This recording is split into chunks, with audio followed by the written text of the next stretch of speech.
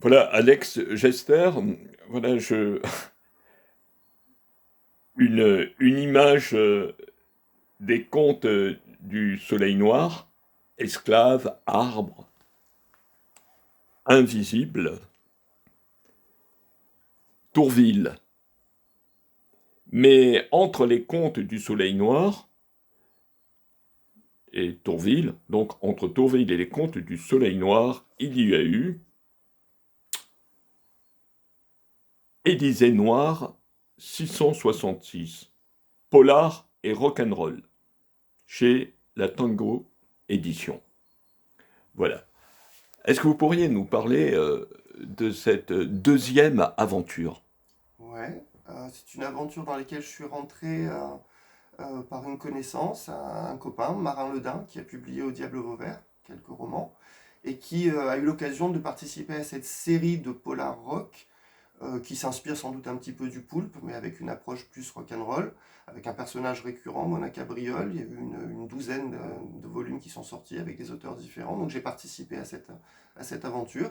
Ça a été un petit peu mes adieux à Paris, parce que je l'ai écrit en 2010, l'année où j'ai quitté Paris pour revenir vivre à Avignon. Et ces dernières années où je travaille à Paris, je travaillais aux Champs-Élysées. Donc comme le principe enfin sous les Champs-Élysées, dans un studio qui se trouvait dans une cave sous les Champs-Élysées. Donc du coup, connaissant assez bien le cadre du quartier des Champs-Élysées, c'est là où j'ai situé l'histoire de ce roman, Élysée Noire 666. Bon, en tant que polar, c'est quelque chose qui est centré autour d'une sombre histoire d'attentats terroristes qui se met en place.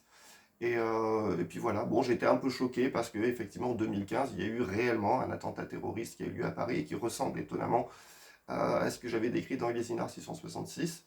Donc voilà, bien souvent, en fait, je me rends compte que quand on écrit et qu'on fait de la prospective, il peut arriver que la réalité rattrape la fiction ou même la dépasse. La réalité est plus forte que la Oh, fiction pour bien vous? souvent, oui. Bien souvent, je pense que rien de ce que j'ai pu imaginer n'est à la hauteur de ce qu'on peut voir arriver en vrai. Vous écrivez tout de même très près de la réalité, très près Toujours, du réel, même toujours. s'il est insaisissable, ce réel. Par contre, Mm. vous êtes vraiment dans les images contemporaines. Absolument. Je recherche pas dans le fantastique, c'est peut-être ma spécificité, une évasion dans l'imaginaire. Pour moi, le fantastique est un outil allégorique permettant de mettre en relief des choses de notre réel et de notre quotidien.